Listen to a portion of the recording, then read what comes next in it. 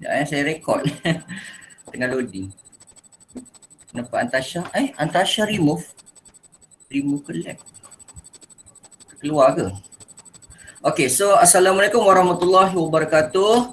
Okay, untuk hari ini kita tak nak buang masa lah kita nak membincangkan tentang topik ada setengah orang kata topik ni agak sikit boring sikit sebab dia banyak sekadar fakta saja. Okey, dia tak ada berbentuk penceritaan Okey, topik yang kita akan bicarakan hari ini ialah topik 4.3 iaitu kerjasama kerajaan persekutuan dan kerajaan negeri.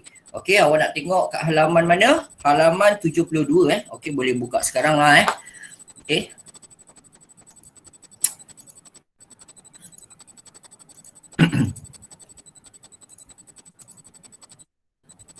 Siapa lagi masuk?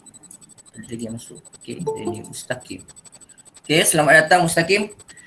Okey, so ini adalah nota saya berkenaan dengan kerjasama yang melibatkan kerajaan persekutuan dan kerajaan negeri. Okey, kalau kita lihat kat sini, okey, contohlah soalan tanya kan, soalan yang basic saja. Okey, soalan minta nyatakan saja. Okey, nyatakan, berikan. Okey, kalau soalan sekadar minta nyatakan, minta berikan, awak sekadar memberikan jawapan berbentuk umum saja. Okey, jawapan yang berbentuk fakta umum. Awak tak perlu nak menghuraikan serta memberi contoh. Okey, kalau soalan minta nyatakan ke, berikan ke, namakan ke, senaraikan ke. Okey, awak just bagi fakta umum saja, tak perlu bagi huraian serta contoh. Berbeza dengan perkataan kat sini kalau dia minta huraikan ataupun jelaskan ataupun bahaskan. Kalau yang macam tu barulah soalan itu akan orang kata berbentuk ayat lah, ayat panjang, esei, okey, yang memerlukan jawapan murid tu perlu ada huraian serta contoh. Okey, so berbalik kepada soalan yang pertama ni, okey, untuk topik inilah kaitannya, nyatakan perkara-perkara yang melibatkan kerjasama antara kerajaan persekutuan dan kerajaan negeri. Okey, apakah perkara yang melibatkan kerjasama mereka? Okey, yang ada 4 kat sini disenaraikan yang kita pun akan belajar topik kerjasama mereka, iaitu berkenaan yang pertama pembangunan sosioekonomi. Okey, pertama kerjasama yang melibatkan antara kerajaan persekutuan tu kerajaan Malaysia lah, kerajaan negara kita, dan kerajaan negeri yang terdiri daripada 13 negeri. So yang pertama berkenaan dengan pembangunan sosioekonomi. Sosioekonomi siapa? Rakyat lah masyarakat seluruhnya Okay, yang kedua, perkara yang melibatkan kerjasama antara kerajaan persekutuan dan kerajaan negeri ialah menyediakan rumah rakyat. Okay, ni aspek perumahan rakyat ni sebenarnya senarai bersama ni pun juga sebagai kata perkara-perkara yang melibatkan kerjasama antara kerajaan persekutuan dan kerajaan negeri. Ingat pertama pembangunan sosioekonomi, yang kedua ialah penyediaan rumah rakyat. Okey. Perkara yang ketiga melibatkan kerjasama kerajaan persekutuan dan kerajaan negeri, melibatkan ini antara perkara yang utama, okey, iaitu berkenaan dengan keselamatan serta kedaulatan negara. Ini nanti kita belajar, nanti awak akan jumpalah istilah-istilah seperti Rescom, okey, Eskom, Exxon. Okey, masa tu ada serangan pengganas yang menyerang Sabah, ada serangan daripada komunis, okey, menyerang Sarawak, Rajang. Okey, so perkara-perkara itu sebenarnya perlu melibatkan kerjasama antara kerajaan Malaysia dan kerajaan negeri tersebutlah. Okey, kerajaan persekutuan ataupun kerajaan negeri. Okey. Dan perkara keempat. Siapa masuk tu? Ada orang bagi salam ke?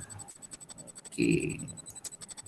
Okey, selamat datang Syafiqah dan Danish Okey, so perkara yang keempat yang melibatkan kerjasama antara kerajaan persekutuan dan kerajaan negeri ialah memelihara khazanah negara. Okey, awak guna ayat simple lah, menjaga pun boleh pemeliharaan ni menjagalah. Okey, pemeliharaan khazanah negara. Tak kisahlah. Okey, khazanah hutan ke, taman negara dan berkenaan dengan taman laut sebenarnya.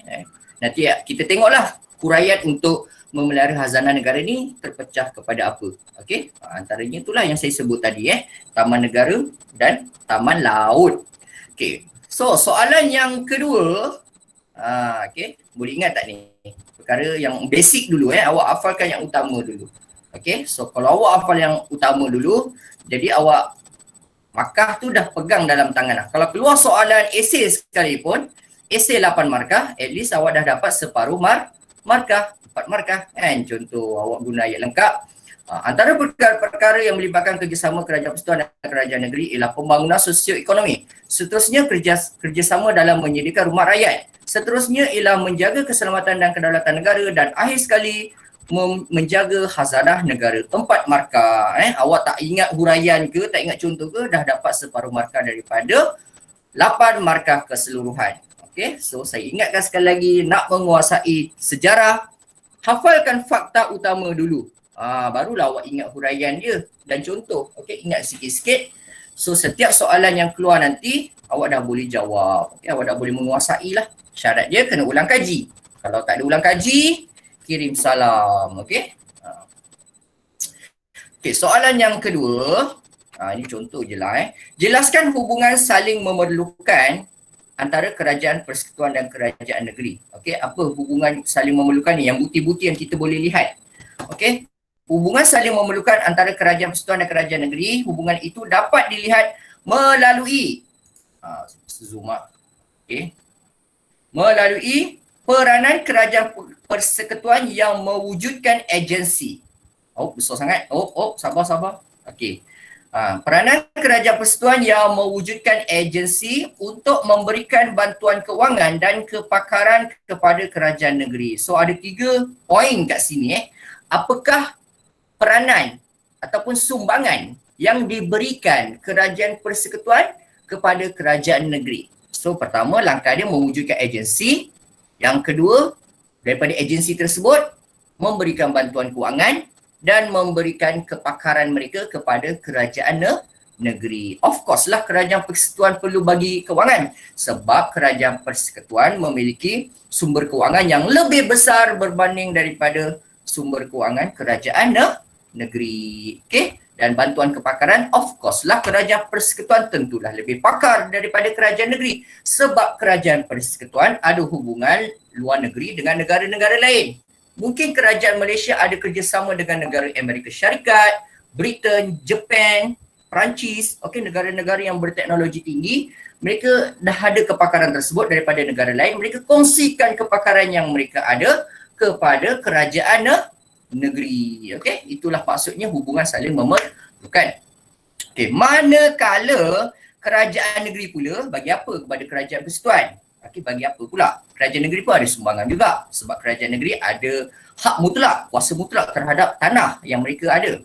Okey, manakala kerajaan negeri pula menyediakan tanah kepada kerajaan persekutuan untuk tujuan pembangunan kerana tanah di bawah bidang kuasa kerajaan negeri. Okey, jelas?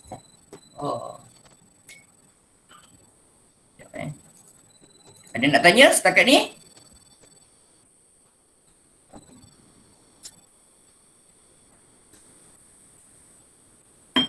Syahdunya. Syahdu tak ada Syahdu. Hei. Seterusnya saya sambung ke bawah. Tak ada. Okay. So kita nak terus kepada poin Okay, kalau awak tengok kat sini kerjasama kerajaan persekutuan dan kerajaan negeri ada beberapa lah. Okay, iaitu kita sentuh dulu yang pertama tentang kerjasama pembangunan sosioekonomi. Okay, pertama kerjasama antara kerajaan persekutuan dan kerajaan negeri. Pertama yang kita sebut tadi yang nyatakan ke atas kan. Okey, iaitu kerjasama pembangunan sosioekonomi. Dalam kerjasama pembangunan sosioekonomi ada beberapa pecahan pula kan. Ada 3. Kalau awak tengok kat buku teks terus, awak tengoklah buku teks awak, muka surat 72, berapa pecahan dia? Okey, ada pembangunan tanah, ada pembangunan wilayah dan pembangunan koridor wilayah. Okey, itu pecahan daripada kerjasama pembangunan sosioekonomi. So, Cikgu, apa itu sosioekonomi cikgu? Sosioekonomi ni senang kata sosio ni social. Social ni apa? Social tu pembangunan masyarakat. Social tu berkenaan dengan masyarakat.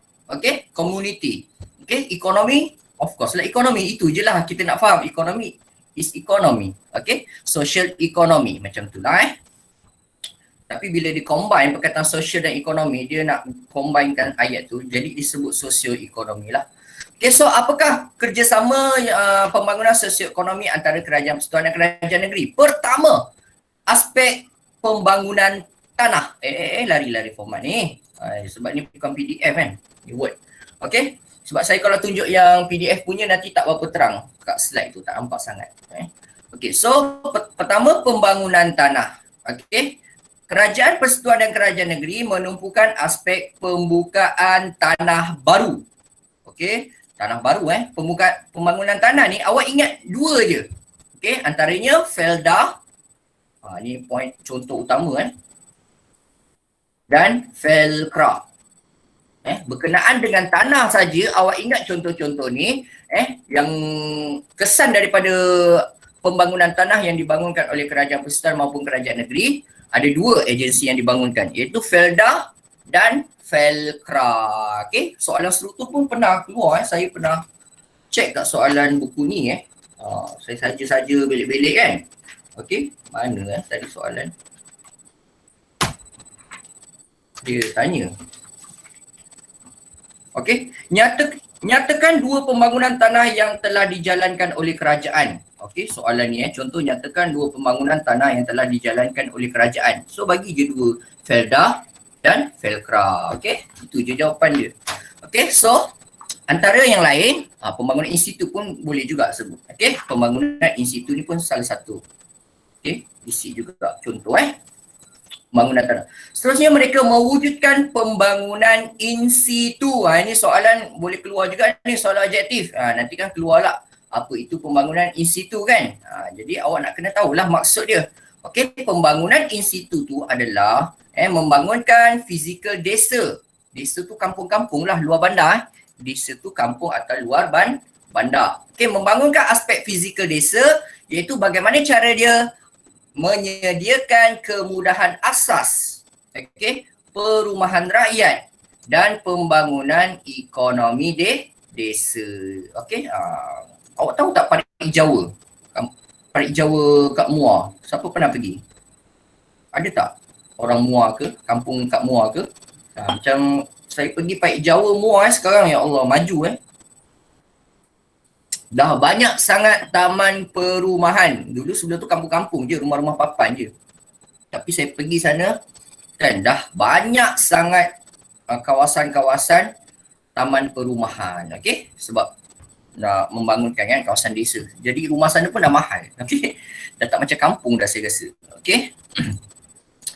Seterusnya, kerajaan persekutuan ataupun kerajaan Malaysia lah. Okey, kerajaan persekutuan telah menubuhkan Felda pada tahun 56 dengan mengurus dan memberikan bantuan kewangan kepada kerajaan negeri. Okey, idea Felda ni idea siapa? Idea kerajaan persekutuan. Okey, dengan mengurus dan memberi bantuan kewangan kepada kerajaan negeri. Okey, sebab dia melibatkan kerjasama kan. Okey, sebab kebanyakan setiap negeri ada Felda kan. Okey, kalau kat Johor ni yang terdekatnya antaranya Felda Bukit Besar, Felda Taik Andak kan, Felda Taik Andak lah lagi dekat. Okey.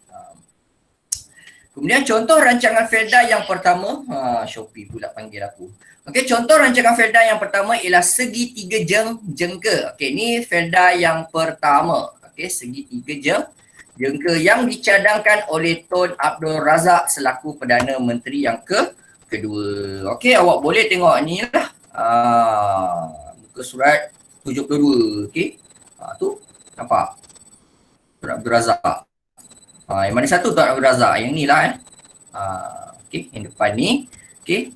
Melawat segitiga jengka Pahang. Okey. Dan tak heranlah kenapa kat sana merupakan orang kata rancangan Felda yang pertama, sebab Tun Abdul Razak ni kan wakil orang kata wakil rakyat Pahang okey. Dia orang Pahang. Terusnya Kalau anak dia, siapa tak kenal kan? Datuk Seri Najib kan? Ahli Parlimen Pekan Pahang. Okay. Next. Kejayaan penubuhan Felda mendorong kepada penubuhan Felkra. Senang kata Felda ni abang, kan abang besar lah. Felda ni abang besar. Felkra ni adik kepada Felda. Itu bahasa saya lah kan. Sebab sebut kat sini, bila Felda dah berjaya dah ditubuhkan, ianya mendorong kepada penubuhan satu agensi yang lain, iaitu Felkra. Okay, Felkra pun muncul. Okay, yang bertujuan untuk menyatukan, memulihkan dan membangunkan tanah kerajaan negeri yang terbiar. Okay, ini Felkra. Okay, ini pun pernah jumpa juga kat soalan objektif. Okay, kenapa Felkra itu ditubuhkan? Contoh soalan kan, mengapakah Felkra itu ditubuhkan, diwujudkan? Okay, so ingatlah jawapan ini, menyatukan, memulihkan, membangunkan tanah-tanah kerajaan negeri yang tak buat apa-apa, yang terbiar. Okey. Jadi kita manfaatkan segala tanah-tanah itu yang tak ada pembangunan, kita bangunkan. Okey. Tak kisahlah awak nak untuk aspek perladangan ke, untuk aspek penyediaan rumah rakyat ke, okey. Letaklah segala kemudahan-kemudahan. Okey, itu Felkra. Okey. Jelas dekat ni? Pembangunan sosioekonomi, pembangunan tanah, ingat 3. Pembangunan in situ.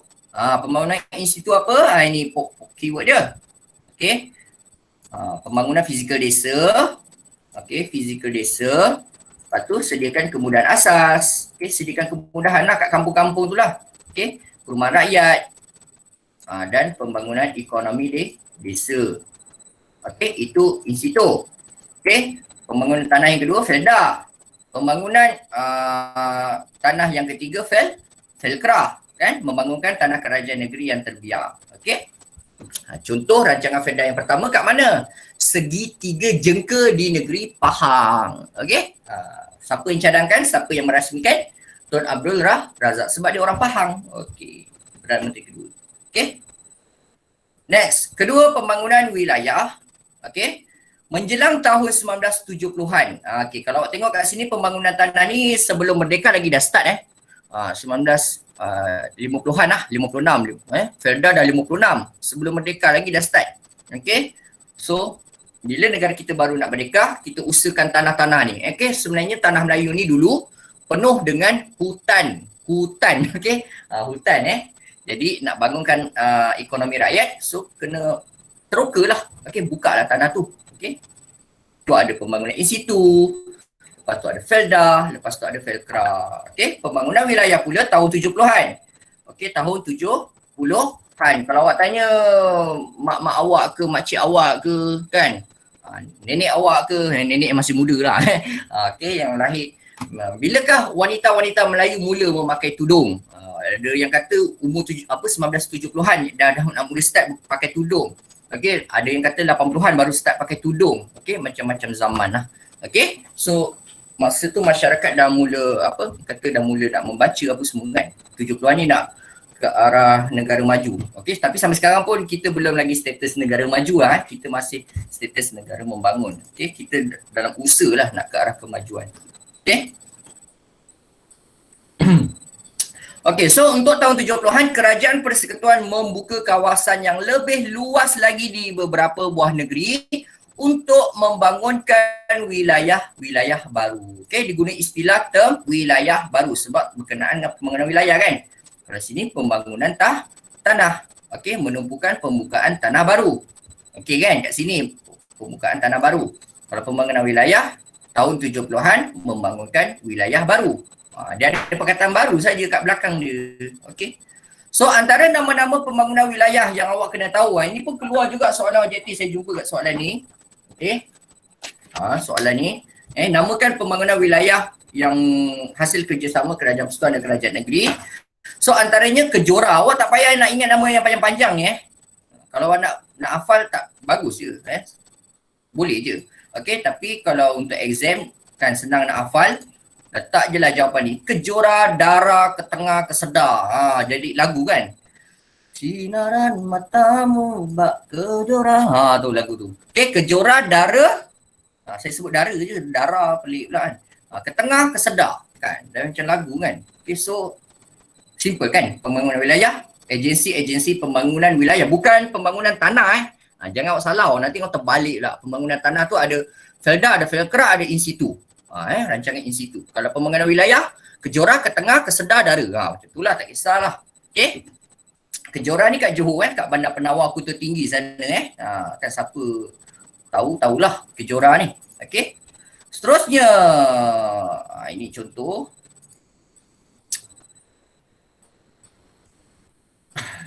Ini apa ni? Ni peta lah. Okay, awak nak jelas tengok buku teks Saya pun ada kat sini rasanya. Tengok sebelah. Okay, betul pula. Ni nampak sikit kan? Terang sikit. Okay, pembangunan wilayah. Ni contoh lah. Okay, saya senaraikan tadi tu yang senang-senang je. Sebenarnya pembangunan wilayah ni banyak tau. Ada selain Kejora, Dara, ke tengah, ke sedar tu, ada Perda, ada Kedah, buang H je. Jangan awak Kedah pula. Kan nanti dah jadi lain fakta lah. Kedah ni apa? Kedah. Lembaga Kemajuan Wilayah Kedah. Okey, kalau kat Sarawak, Sabah pun ada. LKTS, Salkra. Salcera ke ikutlah sebutannya awak selesa SLDB di Sabah. Alright? Banyak sebenarnya yang saya sebut tu yang saya senang hafal lah.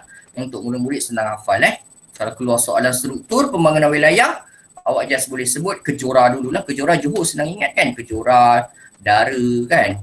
Tapi syaratnya bila awak tulis kalau ada keluar soalan struktur, semua kena huruf besar. Alright, huruf besar. Jangan awak tiba-tiba Dara ni awak tulis D huruf besar, RA ni huruf kecil. Nanti orang sangkakan lain. Nak Dara pula kan. Okay, so salah fakta nanti. Okay. Kemudian next. Saya dah biasa nota je. Okay, alright, seterusnya hang pula.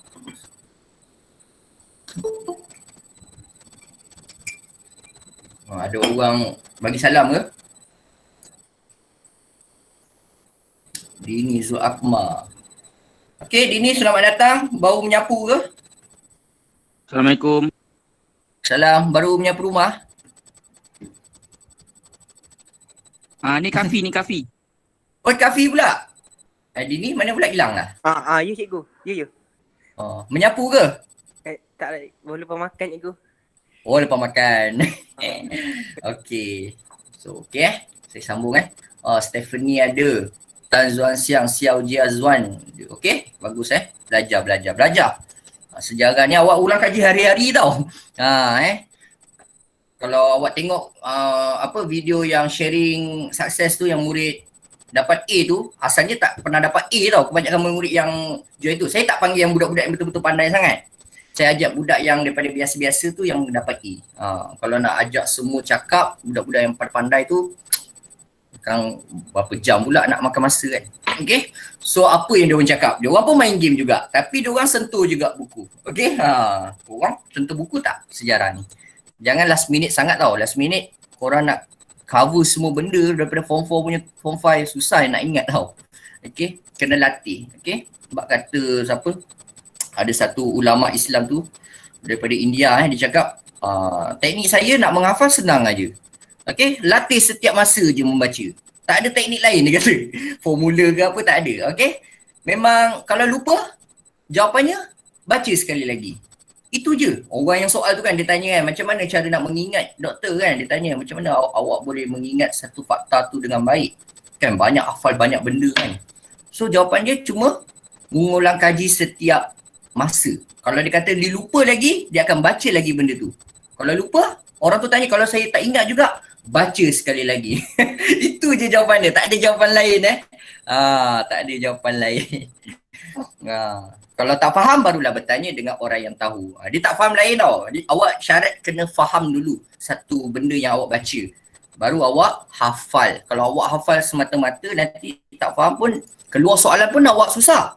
Okey, ada juga murid yang kaki hafal, suka hafal tapi keluar soalan dia tak faham juga soalan nak minta apa. Pun dia tak boleh jawab juga. So sama juga kan macam mana nak hafal kan. Okay, so syaratnya bila baca sejarah ni fahamkan dulu isi cerita dia. Dan fahamkan kendak soalan. Dan awak bila baca teks sejarah ke, nota ke, awak kena analisis. Apa soalan yang akan ditanya untuk topik ni? Macam tu. Awak kena analisis apa soalan yang akan ditanya untuk topik macam ni. Okay, dia nak tanya faktorkah, kesankah, kepentingankah, kan cara-carakah, apakah, kan. So macam itulah caranya. Okay, so saya sambung. Untuk pembangunan koridor wilayah pula, tadi kita dah sentuh apa? Pembangunan tanah dah sebut, pembangunan in situ, Felda, Felkra, kemudian kita sebut pembangunan apa tadi? Pembangunan wilayah, kan ada ke Johor, Dara, ke Tengah, ke Sedar, untuk membangunkan wilayah-wilayah baru yang lebih luas. Okey. So, yang ketiga untuk aspek pembangunan sosioekonomi, mereka juga berusaha, antara kerajaan persekutuan dan kerajaan negeri berusaha untuk membangunkan koridor wilayah. Untuk koridor wilayah, dia tahun abad ke-21, iaitu menjelang tahun 2000-an punya lah, 2000 Tapi kalau buku teks dia bagi tahun yang spesifik, iaitu menjelang tahun 2005. Okey, iaitu tahun 2005 bermulalah pembangunan koridor wilayah dilaksanakan, iaitu membangunkan negeri dan wilayah yang kurang pesat dengan mewujudkan keseimbangan di wilayah tersebut. Kalau awak baca poin yang ini, mana poin utama dia? Apa maksud pembangunan koridor wilayah ni? Apa maksud? Okay. So maksud pembangunan koridor wilayah, okay, walaupun saya pun baca buku teks awal ni pun saya pun tak tahu pun maksud koridor tu apa. Kan? So kita akan tahu daripada sinilah. Okay, so maksud pembangunan koridor wilayah, kalau ada soalan tanya, awak sebutlah membangunkan negeri dan wilayah yang kurang pesat. Okay, itu jawapan dia. Okay, itu poin pertama. Maksud pembangunan koridor wilayah, membangunkan negeri dan wilayah yang kurang pesat. Yang kurang pesat tu kurang membangunlah, tempat tu macam tak maju. Tempat yang kurang maju. Okay, so itu maksud koridor wilayah. Ataupun yang kedua, mewujudkan keseimbangan, okay, di wilayah tersebut. Okay, ini poin yang kedua. Okay, pembangunan koridor wilayah juga menjelaskan pembangunan ini merupakan strategik jangka panjang. Okay, projek-projek koridor wilayah ni sebenarnya tidak bersifat jangka pendek. Okay, dia bersifat jangka panjang. Kita nak nampak kelebihan ataupun keistimewaan pembangunan koridor wilayah ini, kita kena tengok dalam berpuluh-puluh tahun. Bukannya setahun, 2, 3, 4, 5 tahun saja kita terus nampak hasilnya. Tidak, itu bukan rancangan asal pembangunan koridor wilayah. Pembangunan koridor wilayah untuk strategik long term, jangka panjang. Okey, membangunkan wilayah negeri kurang pesat, tempat yang kurang pesat dan mewujudkan keseimbangan. Okey.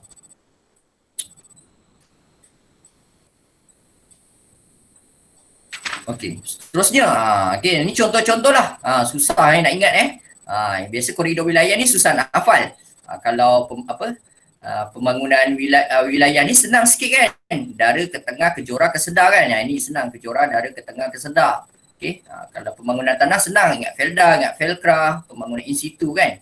Tapi kalau pembangunan koridor wilayah, kalau awak tengok pun buku teks muka surat 73 tu banyak sangat contoh-contoh dia kan. So yang ni antara beberapa, iaitu kat Johor lah, kita ambil yang Johor lah iaitu disebut rancangan pembangunan Iskandar. Okey, ingatlah 2-3 fakta manalah tahu keluar soalan struktur kan. Senaraikan pembangunan koridor wilayah yang dibangunkan oleh kerajaan persekutuan dan kerajaan negeri. Contoh keluar 2 soalan, senaraikan 2. Okey, so awak nak kena tahu jugalah jawapan dia kan. Okey, so jawapan yang pertama ialah rancangan pembangunan Iskandar. Yang kedua, wilayah ekonomi pantai timur. Okey, itu yang lain-lain ni lah, awak bacalah wilayah ekonomi koridor utara, koridor koridor tenaga diperbaharui. Saya salah eja ke? Mana tu? Koridor ni mana ni? Sarawak punya. Diperbaharui. Saya salah eja, diperbaharui. Okey, betul kan. Koridor tenaga diperbaharui Sarawak, okey, iaitu di kawasan tengah Sarawak, dan koridor pembangunan Sabah di seluruh Sabah. Okey, kenapa di seluruh Sabah? Berkemungkinan memang Sabah kurang maju. Okey, so maka pembangunan koridor wilayah perlu meliputi merangkumi seluruh Sabah. Okey. Okey. Ini soalan bonus lah Okey, soalan bonus. Apakah sumbangan Tun Abdul Razak Husin yang melayakkan beliau mendapat gelaran Bapa Pembangunan? Ini contoh je lah jawapan saya. Apa sumbangan Tun Abdul Razak sampai beliau dapat gelaran Bapa Pembangunan? Antaranya beliau memperkenalkan rancangan pembangunan Felda, beliau membuka Felda segitiga jengka kat Pahang dan beliau memperkenalkan dasar ekonomi baharu di EB. Okey, awak boleh salin lah kalau awak nak.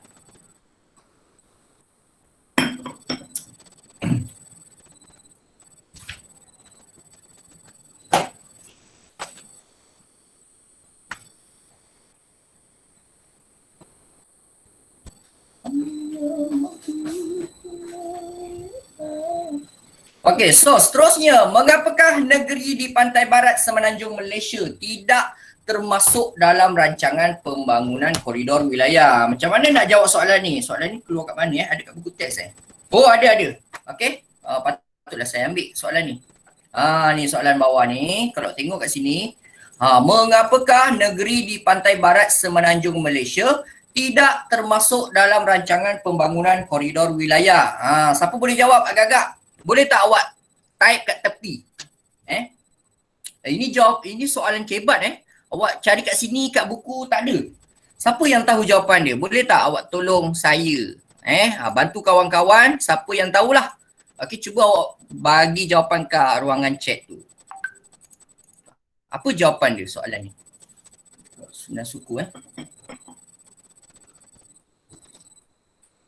Okey, saya bagi tempoh 10 minit boleh tak? 10 minit. Cuba jawab soalan ni. 5 minit lah. 5 minit ataupun lebih lah.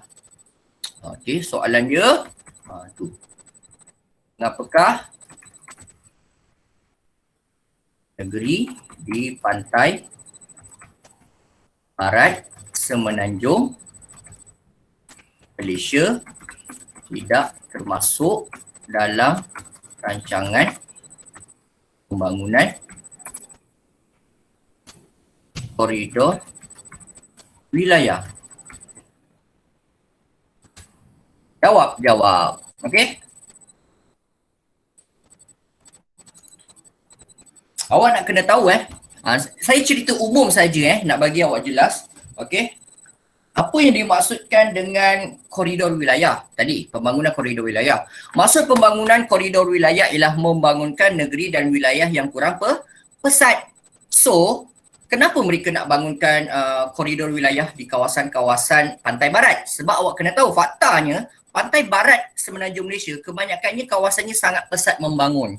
Kebanyakan kawasan pantai barat semenanjung Malaysia kebanyakannya kawasan yang pesat dengan pembangunan. Jadi buat apa mereka nak bangunkan koridor wilayah di tempat tersebut? So macam mana awak nak jawab soalan ini? Okay, boleh tak? Siapa-siapa yang boleh bagi jawapan? Okay? Kena buat whiteboard fee boleh juga sebenarnya. Okay. Tak apalah, kita type kat sini je lah chat sini nanti saya nak tengok jawapan awak.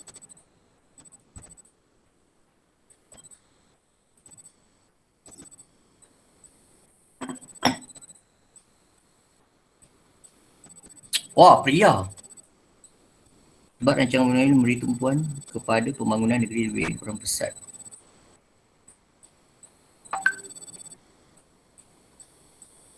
Okey. So jawapan pria tu boleh diterima sebab itu macam jawapan saya yang sebut tadi kan. Okey. Sebab rancangan pembangunan wilayah memberikan itu kena ayat lengkap pria. Awak kena sebut pembangunan koridor wilayah. Perkataan koridor awak tertinggal. Awak hanya sebut pembangunan wilayah tu. Pembangunan wilayah tu ke Johor, Dara, ke Tengah, ke Sedar kan. Tapi soalan saya koridor wilayah. Okey, mesti ayat tu lengkap lah koridor. Okay, so saya andaikan macam ni lah sebab rancangan pembangunan wilayah, koridor wilayah memberikan tumpuan kepada pembangunan di negeri dan wilayah yang kurang pesat. Dan kawasan pantai barat semenanjung Malaysia berkembang dengan pesat. So ada satu markah kat situ. Markah dia adalah berkembang dengan pesat. Kawasan pantai barat semenanjung Malaysia berkembang dengan pesat. Okay, baru satu markah lah. Negeri maju kot. Okay, samalah tu. Negeri maju dengan pesat tu sama maksud. Okay, ada tak yang nak bagi idea?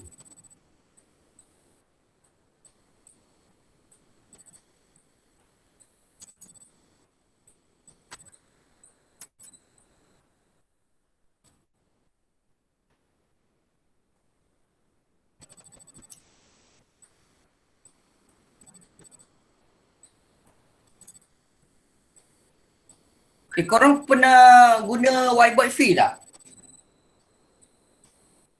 Tak pernah. Pernah Bukannya Cikgu Asnin pernah buat ke? Ingat korang dah pernah buat. Tak saya nak guna whiteboard free ni. Lepas tu korang boleh teks awak boleh guna teks juga kat sini sebenarnya. Okay, sekejap nanti saya pernah, Priya pernah. Okay, cuba awak masuk link tu yang saya bagi tu. Awak boleh bagi jawapan awak kat situ. Tak apa, awak tak perlu guna yang lengkap pun tak apa. Saya nak tahu awak apa jawapan yang awak rasa betul untuk soalan tersebut. Okay, awak tak kisahlah awak jawab dalam bentuk poin pun tak apa. Okay. Okay, ini contoh Okay, cuba awak bagi jawapan dan jangan lupa awak letak nama awak kat whiteboard fee tu. Awak letak nama awak yang betul. Hal ini kerana untuk okey, jawapan tan saya dah nampak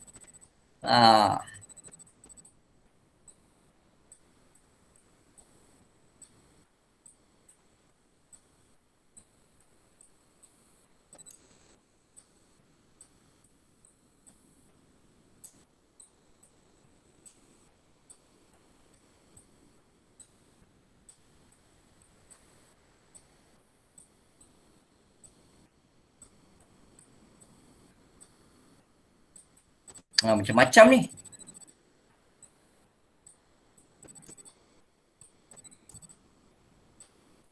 Tak apa, awak cuba je.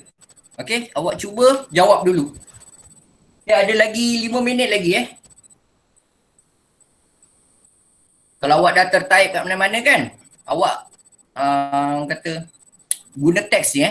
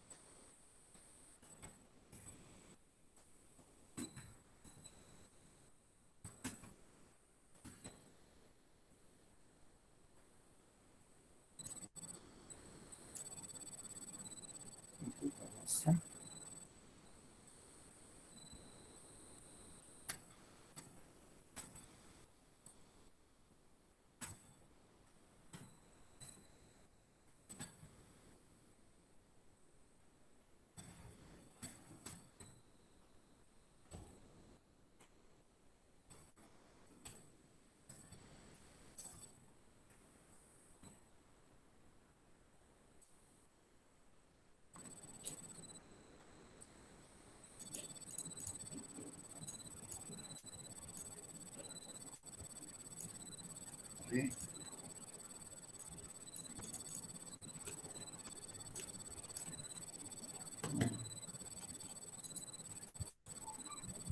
Mak.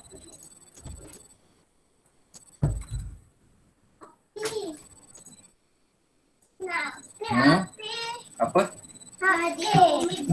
Oh, biar di kelas. Biar di kelas.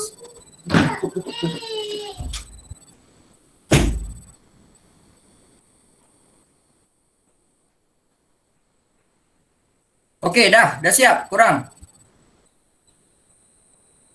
Okey, saya nak tengok jawapan masing-masing Okey, so saya tengok jawapan Abdul Arif Okey, kita tengok jawapan Abdul Arif.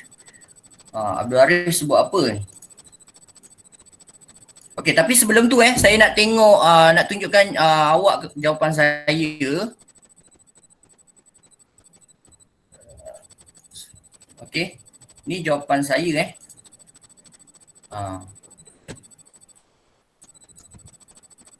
Nampak? Harap nampak lah Okey. So kat mana agak-agak awak markah dia? Tebal sangat ni. Okey. So, hal ini kerana negeri pantai barat semenanjung Malaysia telah pesat membangun.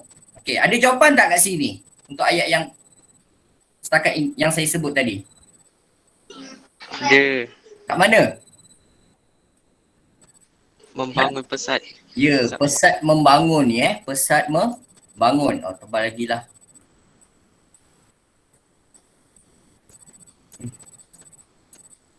Okey, 7 lah.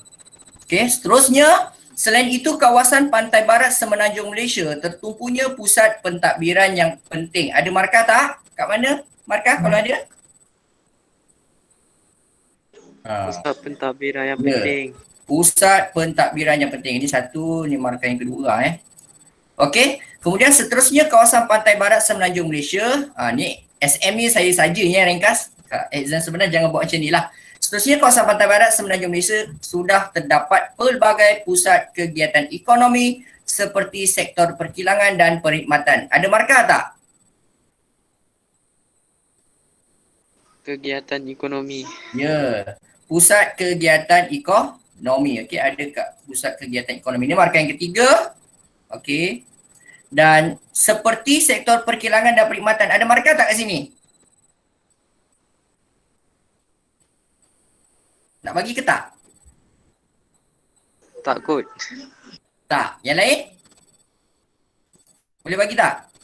Boleh Sebenarnya boleh. Sektor perkilangan ni markah contoh. Okey, markah contoh. Okey, markah yang keempat. Selain itu, kawasan pantai barat semenanjung Malaysia telah padat dengan penduduk dan pembangunan di sekitarnya. So, dah sebut padat dengan penduduk dan pembangunan. Pembangunan ni tak boleh dapat markah sebab dah markah ulang.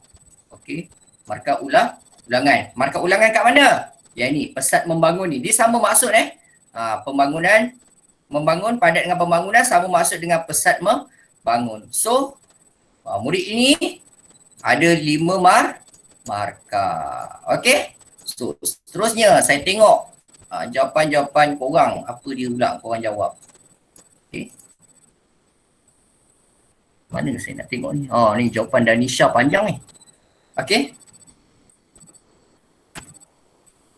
Okey, ni jawapan Danisha. Saya padam dulu.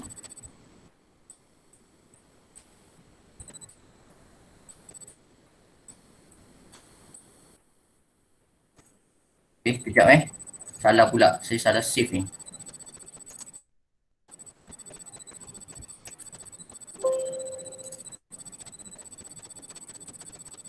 Mana tadi Mana Danisha punya jawapan?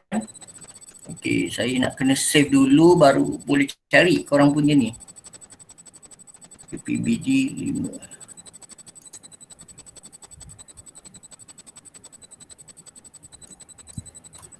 Danisha.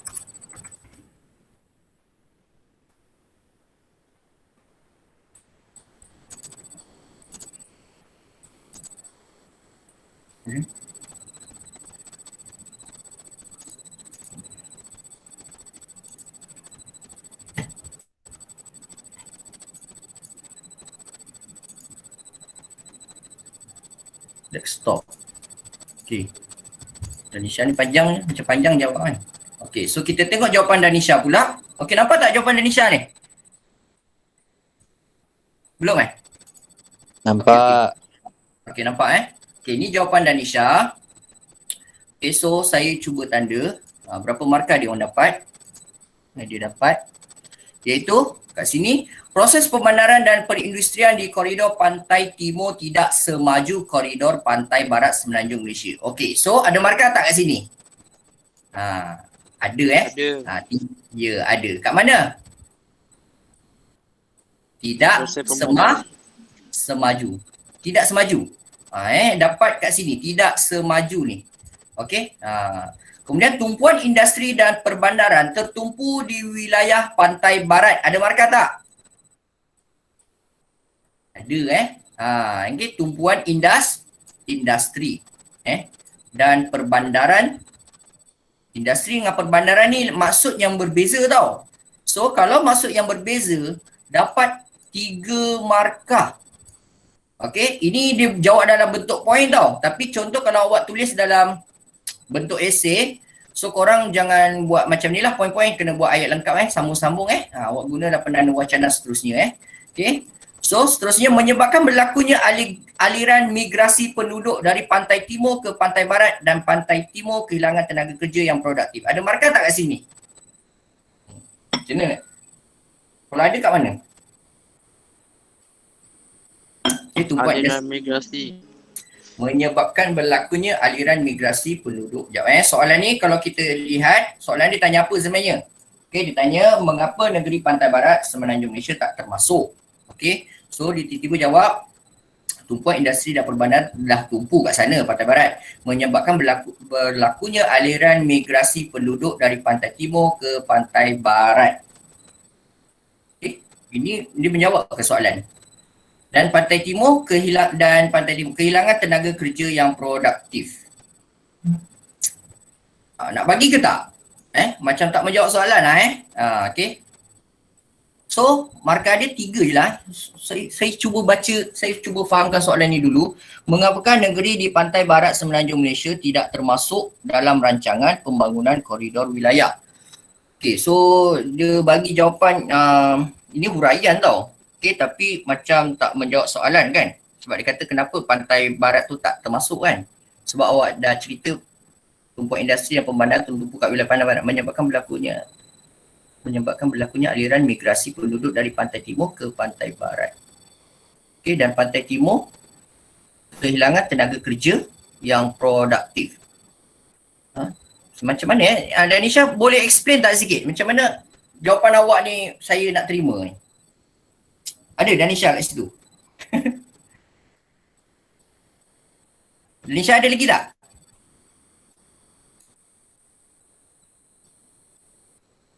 Hello. Danisha dah tak ada ke?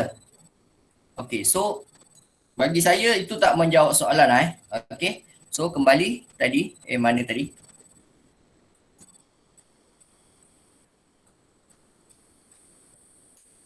Okey. Next. Okey, saya tak nak baca banyak-banyak lah. Nanti banyak sangat kan. Ni macam-macam jawapan ni saya jumpa ni. Okey, nanti saya save lah jawapan korang ni. Okey, so saya stop sharing dulu untuk whiteboard fee ni. Okey, kita kembali kepada topik kita lah. Okey. Nanti saya share lah. Saya tanda juga korang punya tu. Nanti saya share kat kelas dulu kelas. Sambung.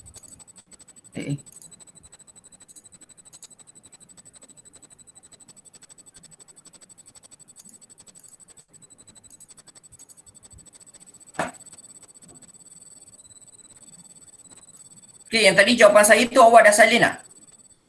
Jawapan saya tu banyak kan? Awak ambil je lah jawapan saya tu. Okey. Jawapan tu jawapan kebat yang tak ada kat buku teks. Okey. Okey. So pembangunan sosioekonomi dah habis, dah habis sentuh. Kita sentuh pula kepada pembangunan dalam kerjasama mereka menyediakan rumah rakyat. Okey, kerjasama yang melibatkan kerajaan persekutuan dan kerajaan negeri dalam menyediakan rumah rakyat. So ini aspek yang keberapa? Yang kedua. Yang tadi kita dah sebut pembangunan sosioekonomi kan? Ada 3 kan? Okey, so yang ini yang kedua. Kerjasama dalam menyediakan rumah rakyat juga melibatkan kerjasama antara kerajaan persekutuan dan kerajaan negeri. So untuk peringkat awal, untuk perumahan awal kemerdekaan. Okey, diceritakan kat sini untuk perumahan awal kemerdekaan. Kerajaan persekutuan dan kerajaan negeri sama-sama menyediakan rumah kos rendah. Okey, untuk negara kita selepas merdeka lah Negara kita selepas merdeka, kita sediakan rumah-rumah kos rendah terutama di kawasan bandar. Okey, kat bandar Kenapa kat bandar? Sebab baru-baru merdeka pun kawasan bandar pun rakyat pun tak memiliki rumah sendiri. Maka mereka bekerjasama menyediakan rumah-rumah kos rendah tertumpu di kawasan bandar. Okey. Seterusnya kerajaan persekutuan juga menubuhkan Kementerian Kerajaan Tempatan dan Perumahan sebagai usaha membangunkan perumahan kos rendah. Ini pun poin. Okey. So pada peringkat awal perumahan awal kemerdekaan, kerajaan persekutuan telah menubuhkan kementerian. Nama kementerian itu apa? Kementerian Kerajaan Tempatan dan Perumahan. Untuk sediakan apa? Untuk sediakan rumah kos rendah. Okey, rumah kos rendah. Okey, dan juga kerajaan negeri menyediakan tanah dan menjual kepada kerajaan persekutuan untuk membina rumah. Okey, ini aspek perumahan awal kemerdekaan. Okey, yang kedua, perumahan untuk mengatasi kemiskinan. Okey, perumahan untuk mengatasi kemiskinan ni dah mula ditumpukan pada tahun 1970-an. Okey, pada tahun 1970-an, iaitu kerajaan persekutuan dan kerajaan negeri bersama-sama membina rumah untuk rakyat berpendapatan rendah. Okey, ini antaranya lah kerajaan persekutuan dan kerajaan negeri bersama-sama membina rumah untuk rakyat berpendapatan rendah. Okey, sebab tahun 70-an pun ramai lagi rakyat kita orang kata tidak memiliki pendapatan yang tinggi. Okey, ramai yang paras hidung lah. Okey, pendapatan dia tak cukup, tak ramai lagi orang-orang yang kaya. Okey, so usaha kerajaan persekutuan dan kerajaan negeri sama-sama membina rumah untuk rakyat golongan yang berpendapatan rendah. Kalau zaman sekarang kita ada label-label lah, ada keluarga B40, M40 kan. So itulah label-label tu macam rakyat berpendapatan rendah ni B40 lah Okey. Kemudian kerajaan persekutuan juga melaksanakan program perumahan rakyat ataupun ringkasnya kita sebut PPR. Okey, pada tahun bila? 1997. Okey, 1997 ni saya dah jam 4 saya dah jam 4. Okey. Apa yang saya boleh kenang tahun 1997 ni? Tahun 1997 ni kalau saya kenang zaman saya kecil, saya ke Malangan. Okey, ke Malangan naik basikal pergi sekolah rendah kena langgar dengan motor Vespa. Itulah kenangan saya dah jam 4. Okey. Sampai sekolah, saya masuk je dalam kelas, saya tak ikut perhimpunan sekolah. Masa tu perhimpunan hari Isnin. Okey, dulu tak ada hari Ahad kan. So saya first day tu naik sekolah hari Isnin. Hari Isnin tu perhimpunan rasmi lah kan. Saya dalam kelas pegang je kepala saya berdarah-darah. Kawan saya panggil saya kan, pengawas kan, kau tak beratur ke? Lepas tu dia dah tengok saya macam tu berdarah-darah, dia tak marah saya lah. Saya duduk diam ke. Tapi saya jenis memang tak mengadu. Okey, dulu kalau saya susah hati ke apa ke, saya sakit ke apa, saya diam je. Orang lain memang tak tahu apa masalah saya. Okey. Kena langgar dengan Vespa. Ingat lagi orang tua tu. Masih dia langgar Vespa. Bawa Vespa tu langgar saya naik basikal. Dia jerit Allah Akbar. Dia jerit Allah Akbar. Saya risau. Saya bukan risaukan diri saya risaukan dia, orang tua tu. Dia memang tergolek-tergolek lah naik Vespa tu. Okey. Lepas tu saya naik basikal. Saya terus jalan je buat tak tahu. Padahal kepala saya tu rasa macam nak pecah kepala. Berdarah juga kepala saya masa tu. Lepas tu tayar basikal saya gelong. Tahu tak gelong? Saya sebut gelong, korang tahu ke? Maksudnya tayar tu tak balance lah jalan tu goyang-goyang kan. Okay. Ingat lagi basikal warna purple. Okay, kemudian seterusnya perumahan untuk mengatasi kemiskinan ialah kerajaan negeri menubuhkan agensi pembangunan negeri. Contohnya apa? Ada PKNS dan Perbadanan Kemajuan Ekonomi Negeri Perak. Okey, ini perumahan agensi-agensi ini macam PKNS ni dan Perbadanan Kemajuan Ekonomi Negeri Perak. Okey, usaha mereka ialah membangunkan kawasan perumahan. Okey. Untuk mengatasi kemiskinan dan juga memperkenalkan program PAKR, Perumahan Awam Kos Rendah. Okey. So perumahan untuk mengatasi kemiskinan ni ada dua lah. Kita dah jumpa PPR, PAKR. Lepas tu ada juga PKNS. Okay, PKNS dan Perbadanan Kemajuan Negeri Perak. So untuk PAKR ni mereka menerima peruntukan kewangan daripada Kerajaan Persekutuan. Okey, yang bangunkan siapa? PAKR ni. Yang usahakan tu adalah kerajaan negeri masing-masing lah. Tapi dapat duit daripada Kerajaan Persekutuan. So bila kata ada kerjasama ni memang menjawablah topik kita. Okey, topik kita ni perkara-perkara yang melibatkan kerjasama antara Kerajaan Persekutuan dengan kerajaan negeri. Okay, contoh-contoh perumahan untuk mengatasi kemiskinan ni untuk golongan berpendapatan rendah adalah flat Jalan Perkeliling Jalan Tun Abdul Razak Kuala Lumpur. Okey, ini flat. Ada tak gambar? Saya rasa macam ada. Ya? Tak ada kan? Oh, muka surat 77 muka surat 77.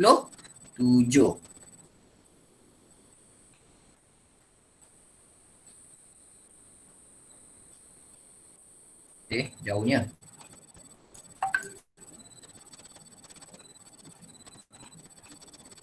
Ni flat ni. Ni flat Jalan Perkeliling Jalan Tun Abdul Razak Kuala Lumpur dibina untuk golongan berpendapatan rendah. Okey. Seterusnya perumahan mampu milik. Perumahan mampu milik ni untuk siapa? Mampu. Mampu tak? Mampu tak kau nak beli rumah tu? Perumahan mampu milik.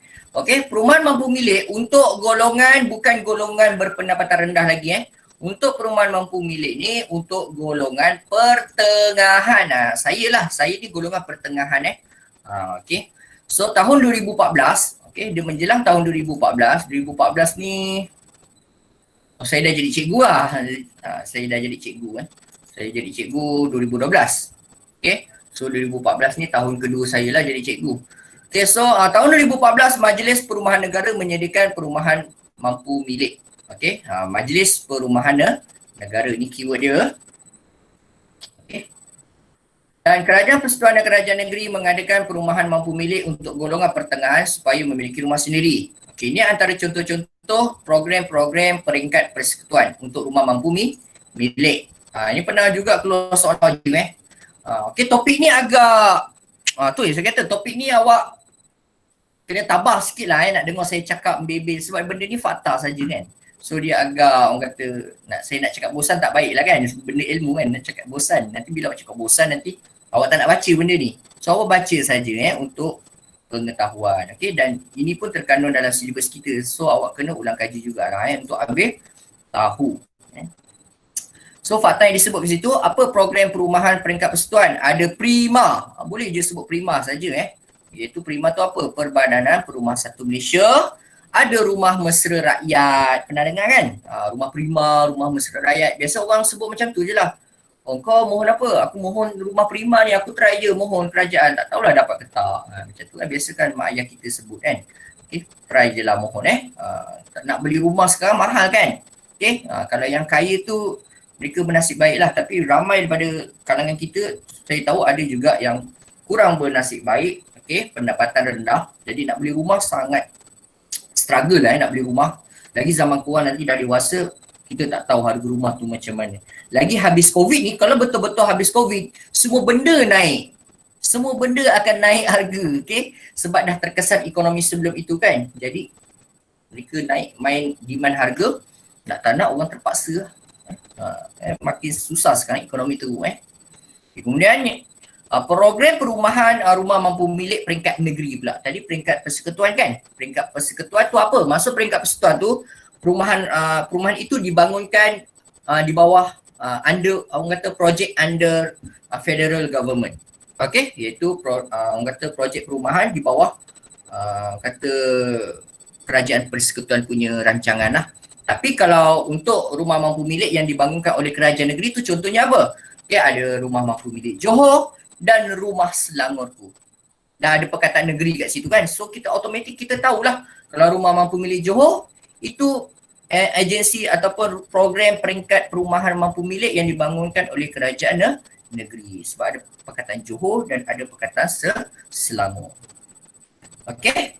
Next. Last. Bukan last. Sebenarnya ada lagi 2 tau. Okay, saya cuba je habiskan semua sebab kita nak perlu habiskan satu subtopik ni. Subtopik ni memang banyak tau. Subtopik ni memang banyak. Okay, saya dulu pernah ajar yang kelas sebelum ni pun ajar topik ni pun. Memerlukan 2 hari nak habiskan. 2 hari. Okay. So untuk korang ni saya cuba habiskan dalam tempoh sejam setengah ataupun 2 jam. So korang boleh tahan tak? Ke nak rehat dulu? Tak apa, terus. Terus aduh. Saya memang ajar subjek ni, topik ni pun memang agak berat sebenarnya. Topik ni memang berat sebab dia just sekadar fakta saja. Awak kena hadam lah suka tak suka hadam. Okay. Sebab ini yang kita kena belajar juga. Kan kod-kod lah keluar peperiksaan, kan nak menjawab pula nak jawab kan. Okay. So aspek ketiga, apakah perkara-perkara yang ketiga yang melibatkan kerjasama antara kerajaan persekutuan dan kerajaan negeri? Iaitu aspek ketiga, kerjasama mereka menjaga keselamatan dan kedaulatan negara. Okay. So kat sini keterangannya kerajaan persekutuan. Okay, kita ceritakan dulu penglibatan kerajaan persekutuan dulu kerajaan Malaysia Okay. Penglibatan kerajaan persekutuan bertanggungjawab terhadap keselamatan dalam negeri dan pertahanan negara. Okay. Keselamatan dalam negeri tu apa? Polis lah, PDRM. Okay. Ingat lagi tak senarai negeri, senarai persekutuan, senarai bersama? Awak yang bersama dengan kelas saya masa tu live. Bukan, kelas UiTM. Tapi awak tengok tak YouTube saya, video YouTube. Kalau awak tengok, awak dah, saya sebut senarai persekutuan, senarai negeri ni awak dah faham lah. Tapi yang tak tengok video tu, kan awak tak faham pula nanti apa maksud senarai persekutuan, apa maksud senarai negeri. Okay, so awak kena belajar tengok topik tu, yang mana tak tengok lagi. Sebab saya ingat saya masa tu kelas dengan UiTM kan. Yang kelas yang masa saya kat sekolah ni. Okay. Kemudian dan pertahanan negara. Pertahanan negara ni tentera lah, ATM, Angkatan Tentera Malaysia. Okay. Itu merupakan tanggungjawab kerajaan negeri ke kerajaan persekutuan? Polis dan tentera. Okay. Di bawah tanggungjawab kerajaan persekutuan. Kerajaan Malaysia lah. Okay. So, dan kerajaan persekutuan juga menubuhkan apa? Kementerian Dalam Negeri, KDN. Okay. Ada Kementerian Dalam Negeri bertanggungjawab terhadap keselamatan dalam negeri, KDN. KDN ni jaga polis lah. Dan Kementerian Pertahanan, Kementah, bertanggungjawab terhadap pertahanan negara. Pertahanan ni tentera lah. Okey. Kalau keselamatan dalam negeri, kita kawal jenayah. Membantras jenayah dalam negara. Keselamatan dalam negara. Kalau ada orang buat kekacauan dalam negara, itu tugas polis, bukan tugas tentera. Kan takkanlah ada kes rompakan besar kat bank negara. Contohlah bank negara dirompak ke, bank-bank mana bank ke dirompak ke. Takkanlah tak nak panggil tentera pula, tank, kereta kebal apa semua. Kan? Nak panggil jet-jet apa semua. Kan? Tak perlulah panggil polis je lah. Tapi kalau yang jaga pertahanan negara ni maksudnya menjaga negara kita serangan daripada luar, serangan asing. Tak kisahlah sama ada pengganas ke teroris daripada luar ataupun serangan daripada negara lain. Okay, serangan daripada luar. Okay, so kalau serangan daripada luar, negara luar, itu tanggungjawab Kementerian Pertahanan, iaitu tentera lah, Angkatan Tentera Malaysia. Ada tentera darat, tentera udara, tentera laut. Okay. Siapa yang berminat jadi tentera? Ada tak kalangan korang ni minat jadi tentera atau polis?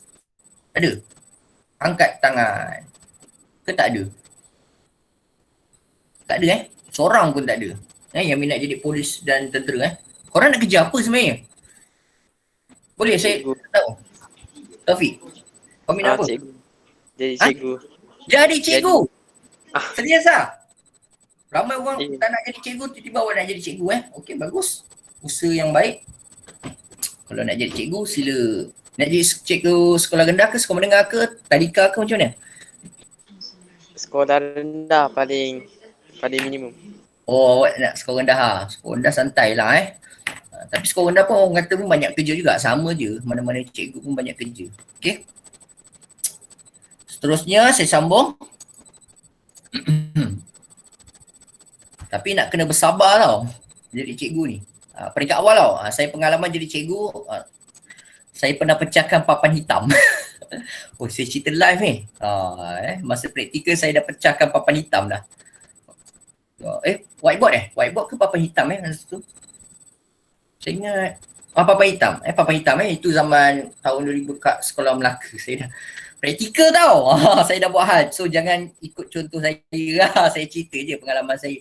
So saya terkejut jadi cikgu, murid-murid degil kan. Tapi sekarang ni dah lama, dah bertahun-tahun jadi cikgu. Jadi kita dah tahu karenah murid. Jadi dah boleh tahu cara nak bersabar tu macam mana. Kadang-kadang saya buat tak layan lah. Kalau dulu, ya Allah, saya garang tau. Awak tengok saya sekarang ni dengan kalau awak tengok zaman saya first jadi cikgu, jauh beza jauh beza. Mesti awak tak percaya kan kalau saya cerita kat awak. Masa tahun pertama, tahun kedua saya jadi cikgu kat Fedah Bukit Besar, saya naik tangga je, murid-murid tu terus masuk kelas. Nampak saya, dia terus lari masuk kelas. Saya bila teringat balik, saya pun pelik juga dulu saya macam tu. Tapi sekarang saya tak tahu kenapa saya dah mula slow down. Lepas kahwin kot, mungkin lepas kahwin. Okay, dia dah cool down sikit kan. Zaman bujang memang kita tegas, garang gila dengan murid. Okay, kemudian ini ringkasan sedikit peta minda. Okay. Ini Kerajaan Persekutuan, Kerajaan Malaysia. Iaitu bawah dia ada Majlis Keselamatan Negara, MKN. Pernah dengar tak Majlis Keselamatan Negara? Okay. Majlis Keselamatan Negara ni bidang tugas dia sangat luas. Okay. Antaranya yang sekarang ni, zaman-zaman pandemik COVID-19 ni, Majlis Keselamatan Negara pun mainkan peranan penting. Dia juga boleh mengumumkan sama ada sekolah itu boleh dibuka atau tidak. Untuk zaman sekarang untuk murid-murid kat negeri-negeri yang kes tinggi, mungkin Majlis Keselamatan Negara tak membenarkan. Okey, Majlis Keselamatan Negara tidak membenarkan sekolah-sekolah untuk dibuka untuk sesi bersemuka kan. Okey, dan dia akan nasihatkan kepada Kementerian Pendidikan. Kementerian Pendidikan akan menyampaikan kepada kita. Okey, dan Majlis Keselamatan Negara pula dia dapat maklumat daripada Kementerian Kesihatan juga. Kan nak tahu statistik berapa jumlah kes COVID-19 positif. So Majlis Keselamatan tahu data tu. So dia buat kesimpulan tak selamat untuk murid datang ke sekolah bersemuka. Kan nanti naik kes pula, kes tambah naik. So beritahu Kementerian Pendidikan jangan buat dulu. So macam itulah ceritanya. Okay. So bidang tugas dia ni bukan saja soal keselamatan tentang ancaman nyawa ke apa ke, serangan pengganas ke, tapi bahkan lebih luas daripada itu, masuk keselamatan. Okay, kita kena serang virus pun ni dianggap keselamatan juga, bidang keselamatan. Okay. So Majlis Keselamatan Negara, okay, yang disebut dalam buku teks ni bukan cerita pandemik tau, kita cerita yang ada kat buku teks awak. Okay, Majlis Keselamatan Negara terpecah kepada dua, ada Kementah, ada KDN. Okay. KDN tu apa? Kementerian Dalam Negeri, polis lah, polis senang kata, polis menjaga keselamatan dalam negeri iaitu melindungi ketenteraman awam dan daripada sebarang kegiatan jenayah dan lain-lain. Jenayah Kalau Kementerian Pertahanan pula, Kementah, menjaga pertahanan negara, kedaulatan negara daripada serangan luar, serangan tentera asing maupun pengganas antarabangsa. Okay, tentera asing ni tak kisahlah, tentera negara-negara luar. Dulu kita pernah juga diserang oleh Indonesia dulu siapa? Nanti bab berapa nanti awak akan belajar bab 5, bab 6 nanti awak akan belajar serangan Indonesia terhadap Malaysia. Ada Indonesia pernah serang kita dan pengganas antarabangsa, pengganas pun pernah menyerang negara kita juga. Pengganas antaranya pengganas Sulu. Okey, daripada Kepulauan Sulu. Dia mendakwa beberapa wilayah pantai timur Sabah merupakan milik Kesultanan Sulu. Diorang nak claim. Dan kita tetap mempertahankan wilayah Sabah itu daripada mereka. So kita, tentera kita, polis kita semua gerak melawan, menentang pengganas Sulu. Okay.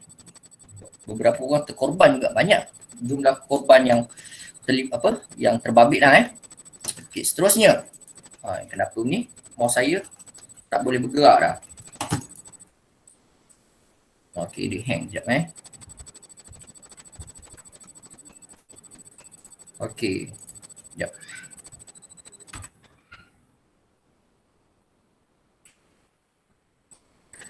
Okey. Ni kalau untuk aspek kerjasama kerajaan persekutuan dan kerajaan negeri dalam bidang keselamatan dan mempertahankan kedaulatan negara, so kita ada belajar RESCOM dan ESCOM. Ingat ni je lah, dua perkataan ni je lah. Awak ingat RESCOM, ESCOM. RESCOM, ESCOM ni X-zone ke apa ke? Awak ingat tentang keselamatan, menjaga keselamatan dan kedaulatan negara. Okey, RESCOM merujuk kepada Sarawak. Okey, kenapa RESCOM? R ni apa? R ni merujuk kepada daerah, wilayah di Sarawak. Okey, Rajang Area Security Command.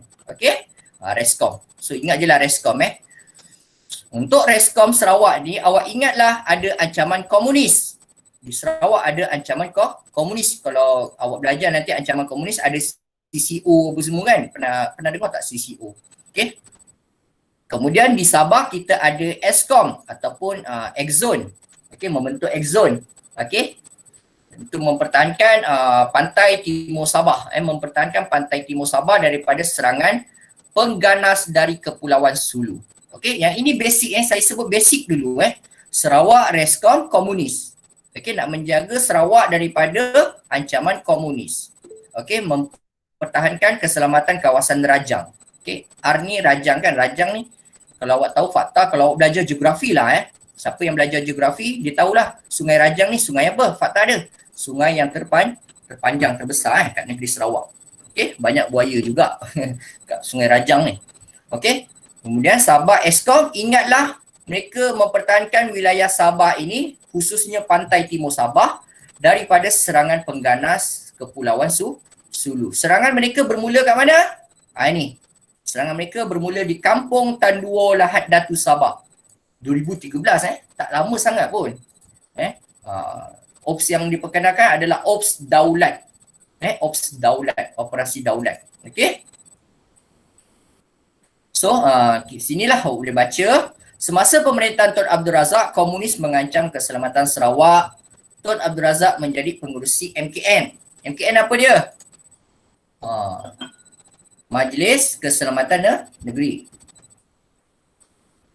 Okey, mengisytiharkan bahagian ketiga Sarawak sebagai Rajang Area Security Command, RESCOM. Ataupun bahasa Melayu dia, Pemerintahan Keselamatan Kawasan Rajang. Bahasa Melayu dia panjang saya memang tak berapa minat nak hafal panjang-panjang bahasa Melayu dia. Saya sebut RESCOM aja. Okey, so senang kan?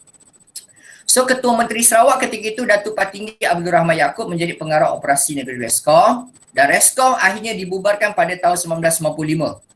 Okey, awak tak lahir lagi kan?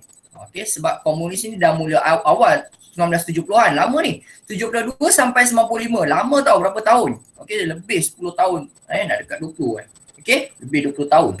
Okey, kemudian kenapa RESCOM dibubarkan pada tahun 1995? Saya darjah 2 tahun 2 Okey, tahun 2 saya.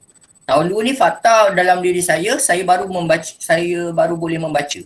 Saya lambat tau. Awak jangan gelakkan saya.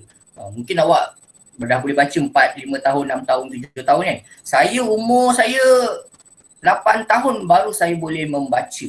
Masa itulah saya start minat beli komik Dragon Ball masa tu. Mutiara Naga lah masa zaman tu. Mutiara Naga Comic House punya. Memang suruh, kalau nampak kedai buku je saya suruh mak saya beli. Sebab dah pandai baca kan, baca komik kan. Okey. Manga. Okey, seterusnya kenapa dibubarkan? Kerana telah berjaya mengekalkan keamanan di bahagian tengah Sarawak. Okey. Sabah ESCOM. Okey. Kerajaan Persekutuan dan Kerajaan Negeri menubuhkan ESCOM, iaitu Eastern Sabah Security Command, ataupun bahasa Melayu dia Kawasan Keselamatan Khas Pantai Timur. Pantai Timur Sabah bukan seluruh Sabah tau. Okey. Fokus dia Pantai Timur. Awak tengoklah merah-merah ni, kan Pantai Timur ni dia tak merujuk seluruh Sabah. Dia hanya jaga kawasan ni je, tepi-tepi ni je. Lahad Datu mana? Serangan pertama pengganas Sulu. Ni Lahad Datu ni. Okey. Saya ada member, saya orang Sabah. Dia memang orang Lahad Datu orang-orang Bugis, Tawau pun ada. Lahad Datu Lahad Datu, Sandakan, Tawau. Saya memang paling ingat ni lah. Tawau, Lahad Datu, Sandakan. Banyak member saya Sabah daripada situ lah, area situ. Beaufort pun ada juga tapi tak ramai. KK pun ada, Kota Kinabalu. Kota Kinabalu nama dulu J. Selton nama dulu dipanggil J. Selton. Okey. Ni saya dah sebut tadi, Eskom kenapa diperkenalkan di Sabah untuk menentang serangan pengganas teroris daripada Kepulauan Sulu. Okey, Kepulauan Sulu kat mana cikgu? Alamak, saya tak tunjuk kat sini. Ada tak peta saya save? Ni bab 4 ni bab. Ada tak? Ni ada. Sini ada. Boleh tahan lagi tak korang ni? Boleh. Boleh Saya nak habiskan je tau topik 4 poin ni. Okey, topik 4.3 ni saya nak habiskan. Memang panjang sikit tau topik ni. Saya ada ajar kelas saya yang lain. Satu hari tak cukup. Saya pecah dua tapi saya tak nak sebab saya rekod kan. Saya nak habiskan terus. Okey, so kat mana ni Sulu? Nanti korang tak tahu kan Kepulauan Sulu kat mana kan?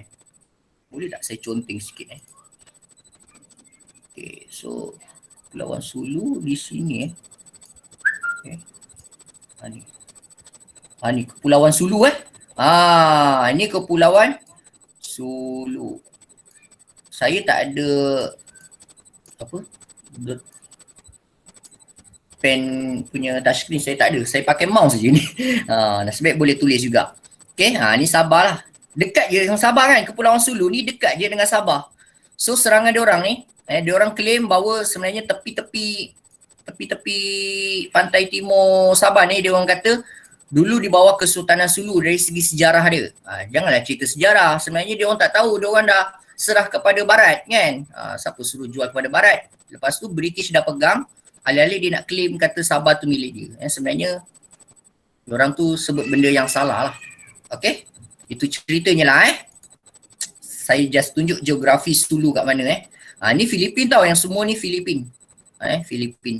Filipina. Okey. Okey, sambung. Kenapa Lu Jelly? Nak tanya apa-apa ke? Dah tak tahan Ada nak tanya-tanya kalau nak tanya-tanya. Tadi saya tunjuk peta tu nampak tak? Tak. Yang saya conteng-conteng tadi tak keluar Nampak nota cikgu. Ada pun. Oh, nota saya je tadi. Penat saya aku label. Kejap. Oh. Kejap Penat aku conteng. Rupanya tak keluar. Okey. Ni nampak tak? Ada. Ada. Okey. Oh, saya okey So ni saya dah conteng tadi ni.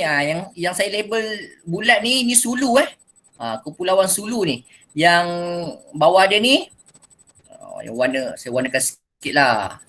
Warna apa pula? Merah. Yang merah ni ini adalah pantai timur Sabah. Pantai timur Sabah. Yang ni ni semua ni kawasan wilayah ni ni Kepulauan Sulu. Okey?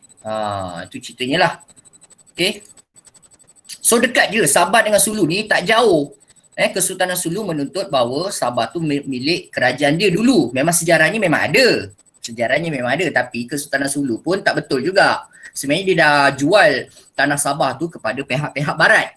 British apa semua dibagi kat tanah tu. Sama je macam sultan-sultan negeri lain kan. Kita bagi pada British. Pulau Pinang tu jatuh pada British. Singapura jatuh pada British. So sama juga Melaka kan. Okay.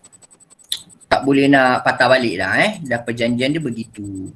Okay, so saya sambung.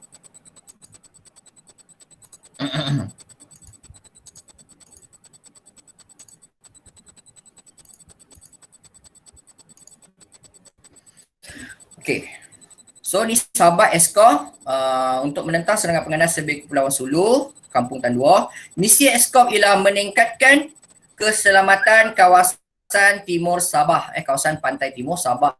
Okay, Eskom melibatkan kerjasama siapa? Okay, Eskom melibatkan kerjasama antara ATM. ATM tu apa dia? ATM tu apa dia? Angkatan Tentera Malaysia. Info ni kat sini ada ATM, PDRM dan APMM. Biasa kita tahu ATM dengan PDRM kan. Awak tengoklah info ni. ATM Angkatan Tentera Malaysia, PDRM Polis Diraja Malaysia, APMM. Ramai tak tahu APMM, termasuklah saya. Saya jujur je orangnya. Okay, so bila tengok buku teks, APMM rupanya maritim. Okay, Agensi Penguatkuasaan Maritim Malaysia. Okay, so tiga-tiga badan penguasa pihak berkuasa ini bekerjasama dalam mengawasi pantai timur Sabah dalam misi Eskom. Misi Eskom di Sabah. Setelah itu Eskom menjaga keselamatan 10 daerah pantai timur Sabah yang dikenali sebagai X-Zone. X-Zone ni ada 10. Inilah. Okay, banyak kan. Okay. Ini pengurusan tertinggi Eskom. Okay, ada kat buku teks juga. Okay, awak boleh tengok. Okay. Ya Allah, banyaknya. Sekejap minum air dulu. Rehat dulu sekejap Saya rasa mungkin 10-20 kot. Boleh tahan lagi tak korang?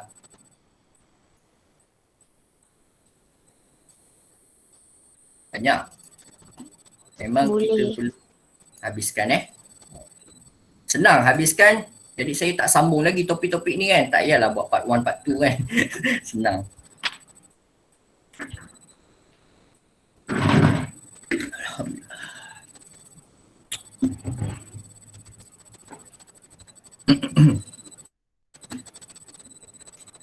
Tan Zuan Siang dah tak tahan dah. Cikgu, saya sudah latih. Dia sudah left. Kepala dia pun dah biol dah. Malam-malam Malam ni pukul 3 pagi. Siapa minat bola lah kan. Itali lawan Spain. Saya tak tahulah. Itali. Itali Saya memang pilih Itali lah pergi final. Tapi takut juga Spain tu kadang-kadang suka buat kejutan kan. Spain skuad baru. Okay. MY tu apa? Malaysia ke apa? Apa beza TLDM dengan ATM? Taufik baru tanya ke tadi? Saya baru baca pula kat sini. Tapi dah tahu kan? Tadi saya dah sebut kan? TLDM tu tentera laut. Awak sebut TLDM ni. TLDM ni tentera laut. ATM tu Angkatan Tentera Malaysia. Angkatan Tentera Malaysia ada 3 pecahan. Faham tak? Angkatan Tentera Malaysia tu besar. Ada 3 pecahan. Satu TLDM, satu TUDM. Satu tentera darat lah. Okay, Angkatan Tentera Darat. Okay, TLDM tu pecahan daripada ATM. Okay, kenapa berminat nak jadi tentera laut ke? Kena belajar selam lah. Tapi syarat korang nak kerja dengan government, SPM kena pass tau. Dapatkan sijil dulu. Siapa yang kat sini tak lulus sejarah, jangan berangan-angan lah nak kerja dengan government. Macam dulu-dulu, siapa yang kerja dengan government, dia boleh pakai PMR kan. Tapi korang PT3 laku ke? PT3 tak ada. PT3 tak nak sebut lah kat sini kan. So SPM, korang ni zaman sekarang ni SPM yang paling penting. Alright, so luluskan bahasa Melayu dan sejarah dahulu sebelum awak fikir awak nak kejar A ke macam mana luluskan dulu. Ramai 5UMK yang saya pun dapat komplain daripada ketua panitia sejarah. Putra, 5UMK ramai fail Saya hanya giling kepala saja, tak tahu nak cakap apa. Kan, nak cakap macam mana kan? Kurang study ke korang ke macam mana? Okay, so sambung. Sebab dia tengok korang punya apa, saya sebut 5UM kan, 5UTM ada lagi ke kat sini? UTM okey sikit, 5UM tak apalah kan, memang mereka dah tahulah 5UM, tapi dia orang tak jangka 5UMK tu ramai yang fail lah. Tu yang dia orang cuba tanya dengan saya kan, apa masalah 5UMK kan. Okay, so boleh tak trial semua lulus? Berani Boleh. tak?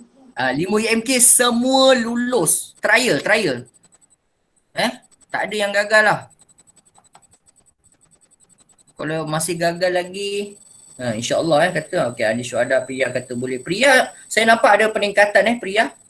Ujian awak okey, paper awak. Anis Syuhada, insyaAllah okay. Zal Azmi, amin. Okay. Sambung. Awak jangan lupa memberi fokus kepada latihan-latihan Ini antara buku lah saya suggest buku yang boleh lah awak buat. Tak kisahlah buku latihan mana-mana yang awak sekolah dapat pun buat je. Okay, boleh buat ni. Okay, awak kena biasa dengan soalan-soalan. Kalau awak biasa dengan soalan dan awak tahu apakah jawapan-jawapannya, jadi tak ada masalah. Okay, tugas saya mengajar mengajar dan memberi bimbingan. Kalau awak tak faham, tanya. Boleh tanya personal kan. Saya rasa murid tahun ini dia orang tak rajin bertanya dengan saya. Budak-budak tahun lepas saya beritahu awak, dia orang rajin bertanya tak saya. Tiba-tiba ada soalan hebat, dia buat latihan ekstra sendirilah. Cikgu macam mana nak jawab soalan hebat ni? Boleh saya tolong awak. Okay? Tapi janganlah awak expect apa saya nak balas reply cepat terus. Dan lepas tu cikgu tak reply lah 1 jam 2 jam. Awak dah terus meraju. Janganlah macam tu. Tunggu saya free, saya akan balas. Saya cuba balas. Okay, mana free saya balas. Okay? Tapi awak kena tanyalah. Okay, kalau tak tanya mana saya nak tahu masalah awak apa kan. Okay. Okay, sambung. Alhamdulillah, ya Allah, banyak ni pengurusan taman laut, pengurusan taman negara ni banyak juga tau. Okay.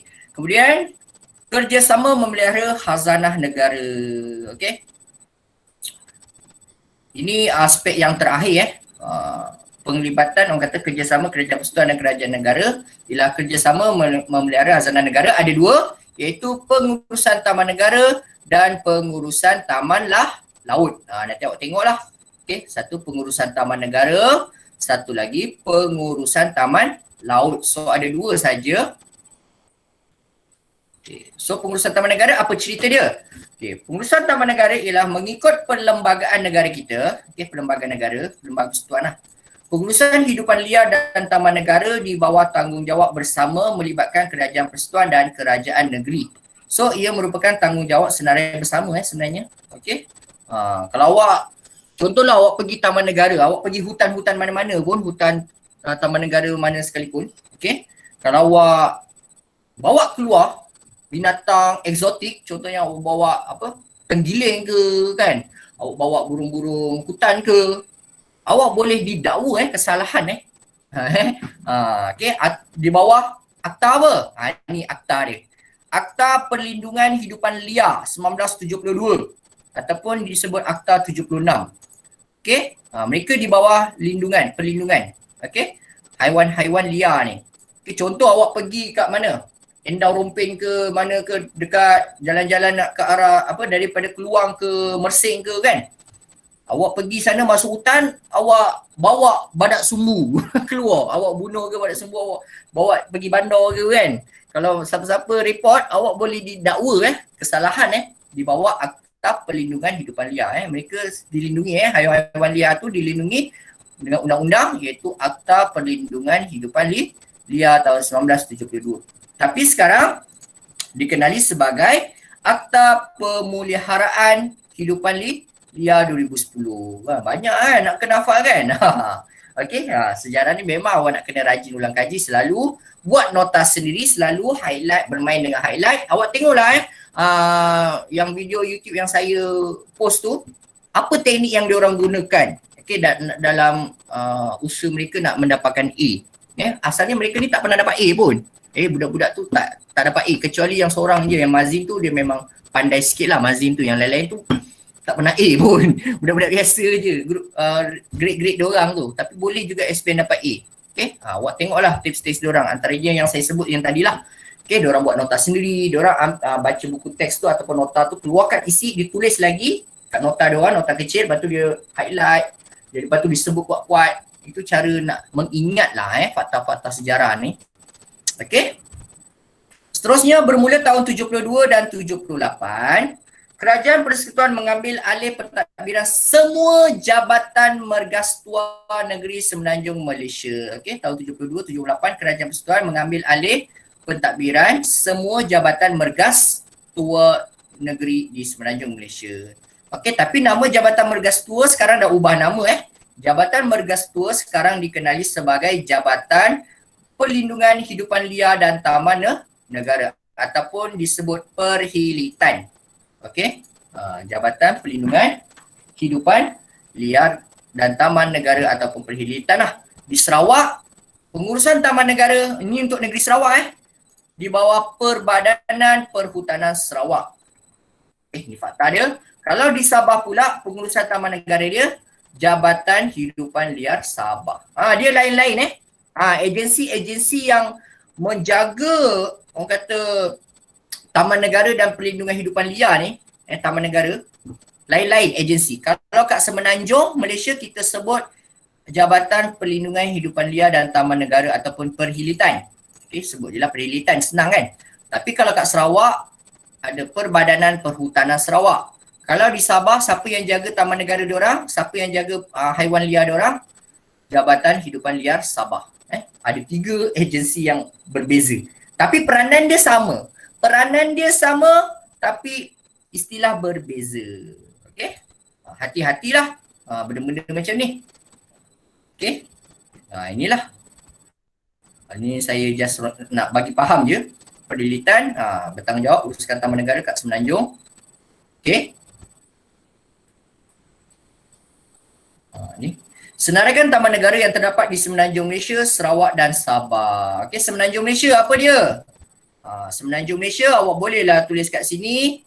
Kalau ada keluarlah soalan-soalan struktur kan, senaraikan Taman Negara yang terdapat di Semenanjung dan Sarawak serta Sabah. Okay, Semenanjung Malaysia kalau awak tengok kat sini kat peta pun dah nampak dah. Taman Negara Johor Endah Rompin, Taman Negeri Royal Belum. Bolehlah tulis kat sini. Okey, antara jawapannya kat sini kat buku teks pun dah sebut dah. Taman Negeri Royal Belum. Kat sini awak bolehlah tulis Taman Negara Johor Endah Rompin. Okey. Kalau kat Sarawak, Sarawak apa? Siapa nak bagi tahu saya? Apa taman negara yang terdapat di Sarawak? Kat buku teks pun ada, kat bawah ni pun ada. Sarawak ni Taman Negara Mulu. Taman Negara Mulu. Okey. Kalau kat Sabah, taman negara kat Sabah apa dia? Taman Negara Kinabalu. Okey, ingatlah nama-nama taman negara Sarawak dan Sabah. Okey. Sarawak Mulu, Sabah Kinabalu. Okey. Dua-dua ni Sarawak dan Sabah ni ada persamaan Okey, ada persamaan Taman Negara Sarawak dan Taman Negara Sabah, iaitu kedua-dua taman negara ini diiktiraf oleh Badan Dunia iaitu UNESCO. Pernah dengar tak UNESCO ni apa? Tapak warisan dunia yang diiktiraf Badan Antarabangsa PBB UNESCO. Okey, saya terus ya, lanjut je. Pengurusan taman laut. Okey, last. Boleh bertahan? Boleh bertahan tak? Boleh. Boleh lagi. Oi, boleh bertahan. Ada 18 orang lagi hebatlah korang. Susah tau sebenarnya. Saya mengakui mendengar lebih sukar daripada bercakap. Betul Bercakap ni nampak penat kan cakap. Tapi sebenarnya bercakap still boleh orang kata keep going lagi lah kan. Dia tak ada masalah energi tu. Tapi yang mendengar ni sebenarnya walaupun duduk diam je, satu proses yang meletihkan sebab saya pernah jadi macam korang. Okay, duduk kat kuliah kan, dengar lecturer cakap kan, ajar sejarah, memang ngantuk kecuali kalau lecturer tu dia semangat, dia bercerita tu dia penuh semangat kan depan kita kan, dia cakap berkobar-kobar, berapi-api. Saya ingat lagi nama doktor tu Dr. Kamal, Encik Kamal. Dia dah ajar sejarah Eropah, sejarah dunia, memang topik tu saya minat.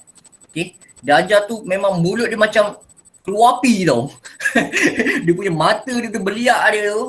Jadi saya kalau dia ajar subjek sejarah kelas dia, saya memang selalu rasa tak puas. Kalau dia bercakap 2 jam tu pun saya rasa aduh dah habis ke? Itu pengalaman saya Saya terus minat sejarah tau, sejarah dunia. Sebab dia cikgu Cik Kamal nama dia. Okey. Seterusnya sambung. Pengurusan taman laut. Okey, pengurusan taman laut ada 42 buah pulau kat negara kita ada 42 buah pulau, banyak juga tu. Okey. Kalau kat Indonesia lagi banyak, dia kata beribu-ribu kan. Beratus ke beribu Okey. Kat negara kita dikatakan 42 buah pulau yang terdapat di perairan Johor, Pahang, Terengganu, Kedah, Sabah dan Labuan. Kesemua pulau itu diwartakan. Maksud diwartakan ni apa? Di bawah perlindungan undang-undang juga di bawah lindungan undang-undang. Okey, diwartakan sebagai taman laut. Okey, tak kisahlah dia pulau apa, Pulau Tioman ke, Pulau Redang ke, Pulau Perhentian ke, okey, diwartakan sebagai taman laut sejak tahun 1994. Okey. Kerajaan Persekutuan membentuk dasar berkaitan taman laut dan agensi yang bertanggungjawab ialah Jabatan Taman Laut Malaysia. Okey, Jabatan Taman Laut Malaysia. Okey, kerajaan negeri juga bertanggungjawab membangunkan kawasan pulau. Okey, kawasan pulau ni sebenarnya tanggungjawab negeri juga kerajaan negeri masing-masing yang bertanggungjawab jaga pulau-pulau Okey, kerajaan negeri. Okey. Dan kerajaan persekutuan dan kerajaan negeri mengelolakan ni memimpin mesyuarat Majlis Penasihat Kebangsaan Taman Laut dan Rizab Laut untuk menyelaras pentadbiran taman laut. Dan pengurusan taman laut tahun 2018 ini fakta baru. 2018 pengurusan taman laut telah dipindahkan ke Jabatan Perikanan Malaysia. Okey, dan menjadi tanggungjawab Jabatan Perikanan Malaysia lah. So mungkin kebanyakannya daripada kita termasuk saya lah bila saya dengar perkataan Jabatan Perikanan Malaysia ni, saya hanya membayangkan apa? Kalau dululah, sebelum ni saya hanya membayangkan Jabatan Perikanan Malaysia ni hanya perkara-perkara yang melibatkan orang kata menjaring ikan kan, aktiviti-aktiviti orang kata perikanan, nak dapatkan ikan dengan jumlah yang banyak, nelayan-nelayan lah, okey, menjaga kebajikan nelayan. Rupanya bila kita kaji balik, okey, pengurusan taman laut, pulau-pulau itu semuanya dah di bawah tanggungjawab Jabatan Perikanan Malaysia. So tugas dia dah lebih luas okey, seterusnya di Sabah, perairan Sabah dilindungi oleh Taman Sabah. Okey, agensi yang ditubuhkan oleh Kerajaan Negeri Sabah. Soalan seterusnya, okey, dah nak habis ni. Tinggal soalan je. Okey, so cuba awak bagi jawapan kat saya. Senaraikan taman laut yang terdapat di Sabah. Apa jawapan dia? Senarai taman laut di Sabah. Boleh tak type? Type ke awak nak sebut pun boleh.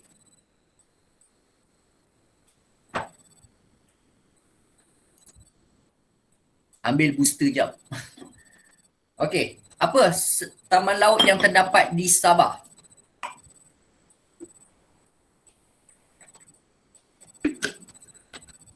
Taman Pulau Sipadan. Ya, betul Taman Pulau Sipadan, betul.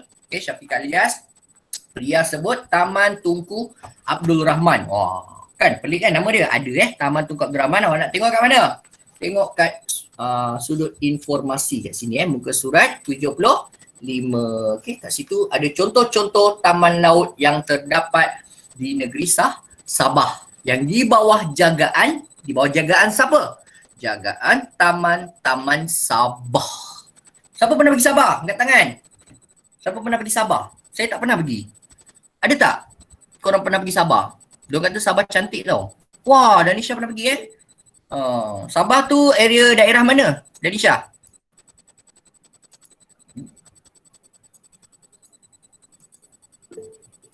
Area negeri mana tu? Awak pergi tu? Lahad Datu ke? Sandakan ke? Tak tahu. Tak ada jawapan pula Oh, saya pun tak tahu. Pergi je lah mana-mana. Sedara ke? Ada sedara Sebab saya tengok awak pun macam orang Sabah muka awak. Oh, kakak universiti. Okey. Saya ingat awak ada keturunan Sabah. Putih-putih kan, mata-mata kecil-kecil ni macam orang Sabah kan. Okey. Tak ada pun. Okey, kakak universiti UMS kan? UMS Universiti Malaysia Sabah ke? Saya pun banyak kawan belajar kat sana UMS. Okey. Oh, okey. So, seterusnya, soalan seterusnya. Nyatakan peranan-peranan penting yang dimainkan oleh Jabatan Perikanan. Okey, apa jawapannya? Apa peranan-peranan penting yang dimainkan oleh Jabatan Perikanan Malaysia? Siapa tahu? Siapa tahu jawapan dia? Nyatakan peranan-peranan penting yang dimainkan oleh Jabatan Perikanan Malaysia. Cuba bagi jawapan dia. Cuba tak?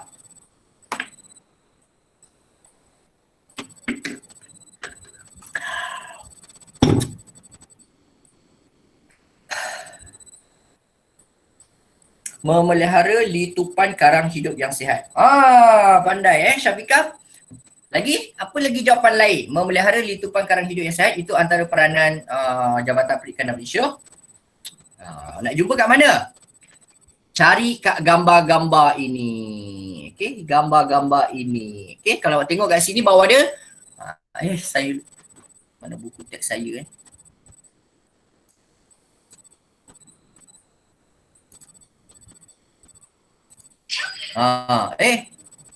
kenapa dia memanggil saya je?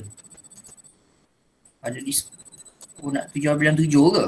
Patutlah Shopee memanggil.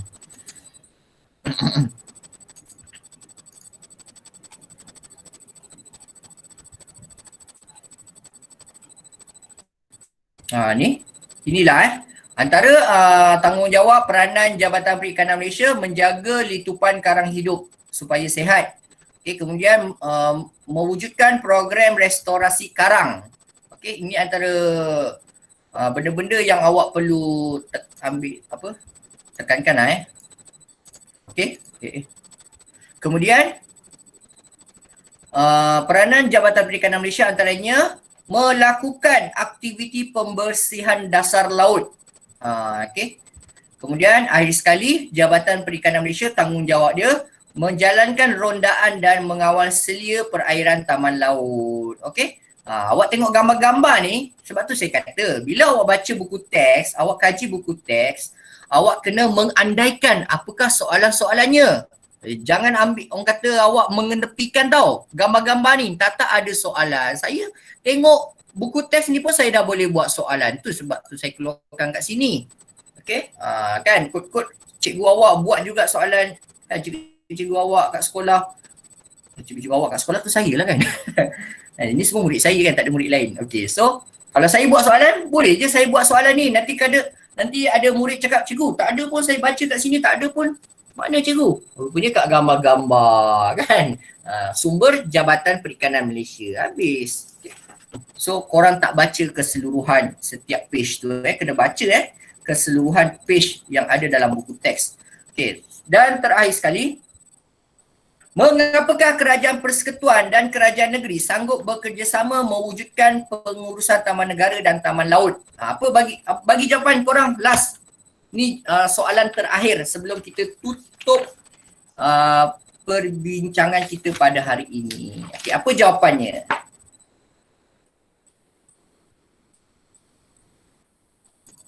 Okay, bagi jawapan. Soalan last.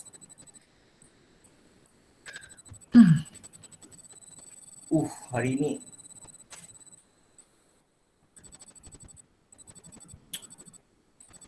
Mengapakah Akta Perlindungan Hidupan Liar? Okey, jawapan Taufik, Akta Perlindungan Hidupan Liar. Adakah itu jawapannya? Okay, kalau kita fahamkan balik soalan ni, dia tanya mengapakah? Mengapakah tu apa maksudnya? Kenapa kan? Mengapa tu umpama kenapa lah. Okay, kenapa Kerajaan Persekutuan dan Kerajaan Negeri sanggup bekerjasama untuk mewujudkan pengurusan taman negara dan taman laut? Okey, itu bukan jawapan yang tepat Taufik. Okey, cuba yang lain boleh cuba lagi jawapan lain-lain, bagi jawapan lain. Tak ada? Tak tahu? Mana awak nak jumpa? Muka surat 74. Kat mana awak nak cari? Tak jumpa? Tak tahu?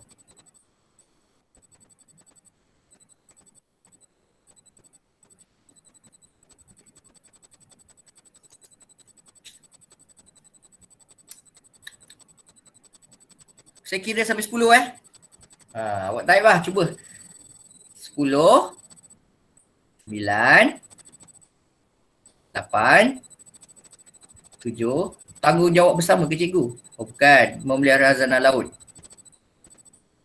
Bukan. Saya nak yang jawapan berbentuk umum. Tan Zuan Siang. Oh, itulah jawapan dia. Untuk menjamin warisan biodiversity. Bukan menjamin tau, mengekalkan. Menjaga. Okey, saya bagi jawapan dia kat sini saya type. Mana awak nak jumpa? Ni saya type kat sini lah. Okay. Jawapan dia awak boleh tengok kat buku teks muka surat 74 yang atas sekali tu, antaranya yang atas tu. Mengekalkan warisan biodiversity di negara. Okay. Itu antaranya lah. Dan memelihara flora dan fauna. Boleh juga. Ini antara jawapan-jawapan. Okay. Yang umum saya nak jawapan yang umum. Okay. So, sekian. Kita pun dah habis lah sebenarnya. Okay. So, ada soalan tak nak tanya sebelum itu? Ada.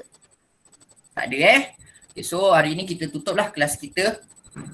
Okay, kalau tak ada soalan kita sampai sini saja.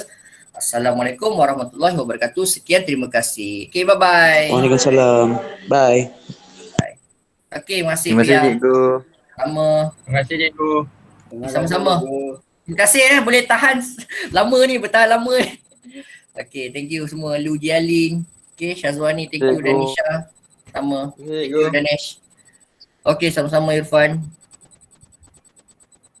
Okay.